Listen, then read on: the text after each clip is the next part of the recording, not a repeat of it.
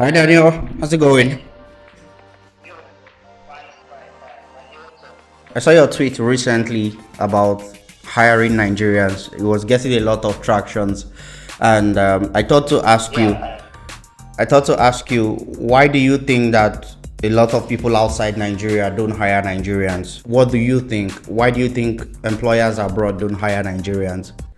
so there are a couple of reasons, but the major ones where I've come across a lot is that first of the issue of the bad PR that Nigerians are this, Nigerians are that.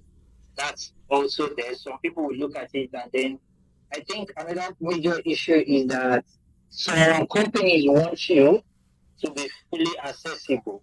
So if I look at things like how the internet access, electricity, and all that, Yeah. so that you don't delay in certain jobs or tasks that they give you. And I've heard from recruiters and companies always talk about how either they get complaints from some of the people they've worked with in the past that they didn't have electricity for like a day or something, and that delays their results, sorry, tasks that should be Hmm. submitted maybe previous day or something like that. So Yeah. I think that, and then the negative PR of Nigerians are these Nigerians are that kind of stuff. I think those are the two major things. Then something else that I feel like is an issue again is the payments, because I personally have lost clients to them not being able to easily pay me. Yeah. They need to go through all these struggles of bank issues, bank this and that for them to be able to pay me. And sometimes it is going back and forth. I've had some of them where they send money and it goes in the middle and then they revert the money like that. And sometimes it takes me for something that should literally take not more than 30 minutes. Okay. So some people try to avoid all that. Okay. And they'll tell you that they have to put those things in taxes and the rest, so they can't be using third parties or something like that to make payments. So they sometimes they cut Nigeria out because of those issues. Sometime in 2021, a friend in the UK reached out to me. I wouldn't really call her friend even. We've worked on projects together, but she's more like a client and I'm a freelancer. I've worked on some projects with her. So she reached out to me and she said she needed a virtual assistant. This was just after COVID. Everyone was getting out there again. She needed a virtual assistant and I referred someone from Nigeria. And this person also happened to be a friend of mine. So my friend interviewed for the job and got the job. Then 2 months later, this employer in the UK reached out to me and was like, yo, I will not be able to continue with this person, right? And she highlighted her reasons. So one of the major reasons she could not continue with this person was because of the payment. Every time she makes a payment to my friend in Nigeria, a chunk of her money is taken, for taxes and a bunch of other things. So the fees were really high, and she said that she would have to look for another option. So we've heard similar stories like this. We've heard stories of people who were not hired because they were Nigerian. But sometimes, in fact, most of the time, it's not entirely because they are Nigerian. It's because something else happened. It's because maybe they don't have this particular payment option, or because they have electricity issues, or because there are so many things. And what's even making matters worse these days is there are a lot of people who, and that's the danger of just sharing stories on social media. There are a lot of people who assume that because you're Nigerian and Nigeria is a highly corrupt country, you're not going to get a remote job from Nigeria. The thing with stories like that is most of the time, it's not entirely the reason you're not hired for a job. But we just keep peddling it that, oh, it's because of that, right? Especially when you've gotten an interview, you got to an interview stage. I mean, before you were invited to an interview, they knew you were Nigerian. You don't think they knew? I mean, if you did not change your location while being invited to an interview, they knew you were Nigerian before you were invited to an interview. So sometimes there are other reasons, and that's why I'm doing this, right? That's why I'm reaching out to friends in different countries to ask them to tell me why they think you wouldn't get a job if you're in Nigeria. So you've heard from Daniel, who lives in Rwanda. I'm also going to include a video of a phone call I had with a friend who lives in Germany as well, but that will be sometime in this video. For now, I am going to tell you from my own experience why some companies and employers don't hire Nigerians in Nigeria. So one of the reasons employers don't hire from Nigeria is because of project needs.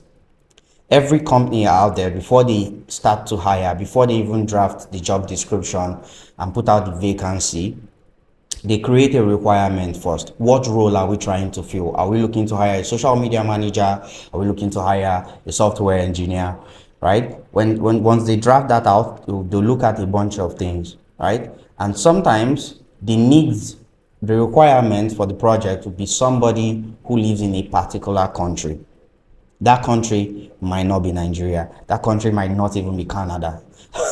That country might not even be the US. And I am not capping.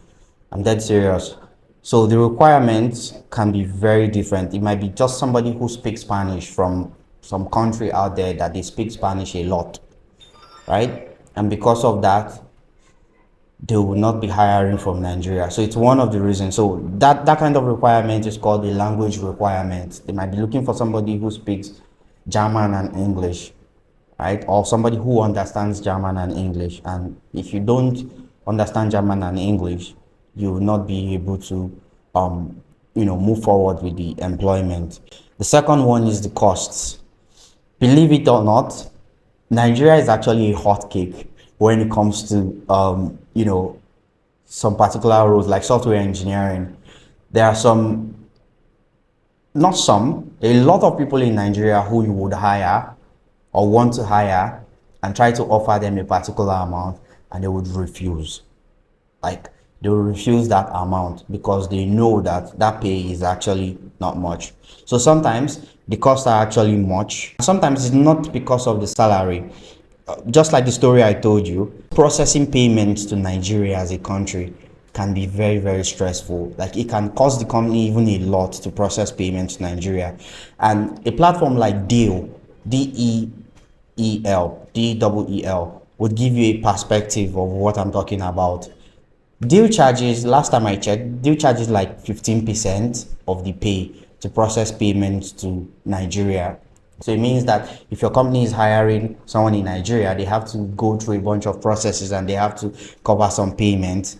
And some companies do not want to go through that. What they would rather do is maybe hire someone from their own country, because it just takes the weight of all those costs out of their hands or off their shoulders, than to hire somebody from Nigeria. So there are a lot of smart people in Nigeria. There are a lot of like really, really amazing talent in Nigeria, but the cost and the stress of paying Nigerians can just discourage these employers from hiring someone from Nigeria. And I've seen this. Even the story I told you is a perfect example of that, right? I mean, Nigeria doesn't have PayPal, for example.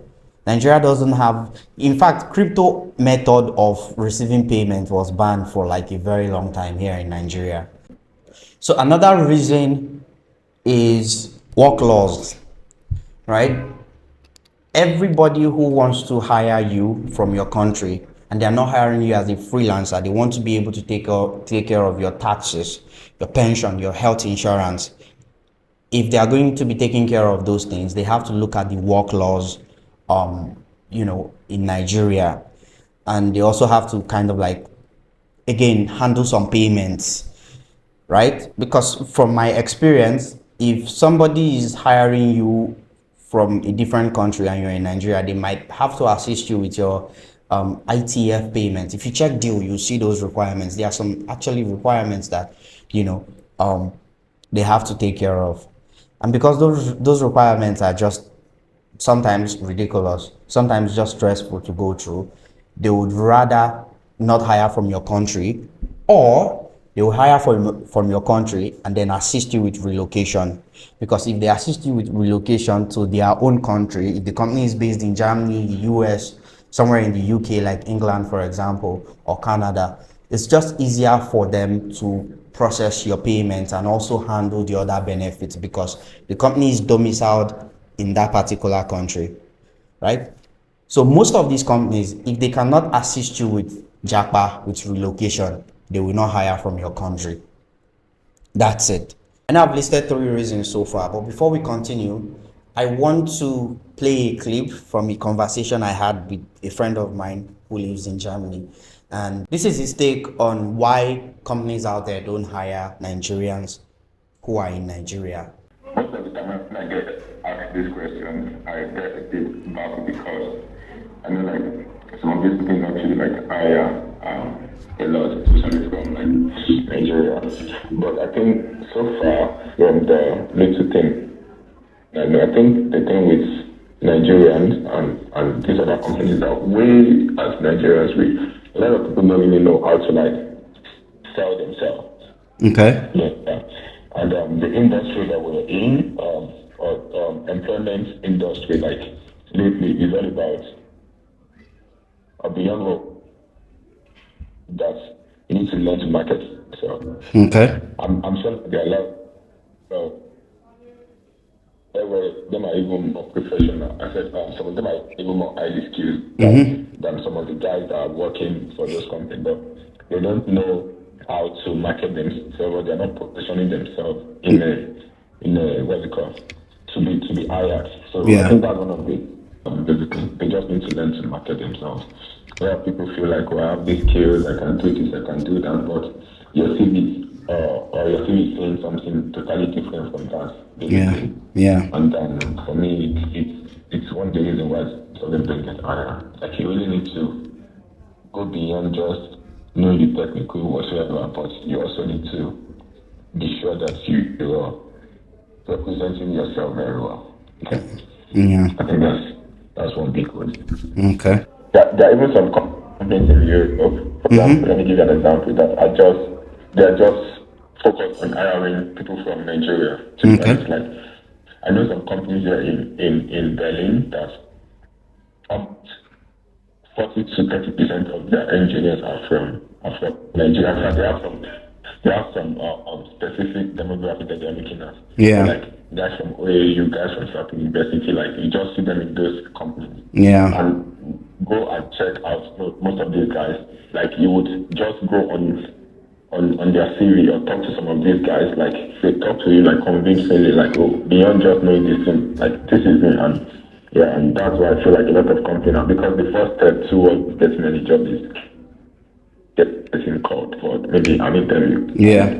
Recruiters or employers will really call you when they feel like you meet the requirements, and they won't know whether you meet the requirements or not technically or skills wise if from your CV they're not what they call, you're not sold, like you didn't sell yourself, so that they won't really know. Yeah. Okay. So I think it's just that people learn to sell themselves more, like present yourself, like know what you can do. Yeah, so it's the positioning and just being able to sell yourself beyond your knowledge. Yeah. Okay, that makes sense. Thank you so much. Then the next one is crime rate. So some companies don't hire from Nigeria because the kind of information that you're going to be handling on that job is actually sensitive information, really sensitive information. So for example, a financial analyst at some big company out there, they might not hire you if you're in Nigeria because Nigeria has a huge reported amount or data when it comes to like crime and corruption. So they wouldn't want to hire from Nigeria because some of these companies care a lot about data breach. You would understand the concept of data breach if you work for a company in Europe, for example. Any company domiciled in Europe, they have this thing where they have to respect the GDPR laws. GDPR is a law that protects people's data in a particular part of the world, right? It means that people's personal information, you cannot divulge it, not even on chat with a coworker. You cannot do that. And because they are trying to make sure that that sensitive information is kept tight, the customer's information is not leaked or shared anywhere, they will not hire from your country if your country has like a high crime and corruption rate. Do you understand? In fact, some of these employers, when they want to hire you, I mean me, to work on a project for them, they would have me take this really, really lengthy assessment and training because they want to be sure that I understand work laws and GDPR and data breach and all of that. But some companies don't even try. They don't even try to hire from your country because they are very, very conscious of, the kind of information they leak. And sometimes they give the benefit of the doubt or take that shot because they have a branch in Nigeria. For example, Apple. I think that Apple would hire Nigerians if they had a place in sub-Saharan Africa, for example. So a perfect example of companies that hire from sub-Saharan Africa currently is Google. Google has an office in Nigeria. Google would hire Nigerians. And it's just easy to manage the employees and everything because they have an office. They are domiciled in Nigeria too. I think that Apple would do the same if they had an office in Nigeria. So the last one is Outlook, experience, and work tools. I'm grouping all of this under one umbrella because they are related in a sense. So a recruiter tries to hire you, they get on an interview with you, you have electricity issues, your webcam isn't working, your headset isn't working, you have a bad background, you're not dressed appropriately. That's not good. Why is it not good? Because if you don't have any of those things in check, you don't get hired for the job. And if these recruiters keep trying to hire from Nigeria, and at the end of the day, they look at the numbers they have so far, the interviews conducted, how many were successful and all of that. And they see that out of 25 interviews, only 2 people were hired. That's not good.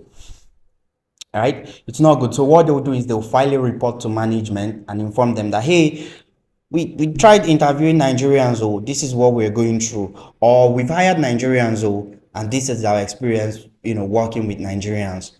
And because of that, Nigeria can get blacklisted and they will no longer hire from Nigeria. One of the things you need to understand is hiring and firing people costs a lot of money, time, resources like that.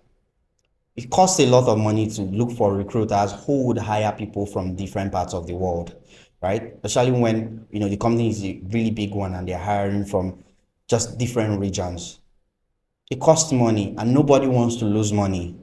So it costs a lot of resources. If they get on an interview with you and you're not looking presentable, you don't have electricity, you don't have, this or you don't have that, that's not good. It's not good at all. And one of the things I keep telling people when they reach out to me and they say, hey, I have an interview, what should I get ready and stuff, I ask them, do you have your webcam, do you have your electricity, do you have your mic and background in check? Because it's very important to have those things in check. If they find something weird or nasty on your background, that's a no-no. That's not good. If your electricity is going off during the interview, that's also not good.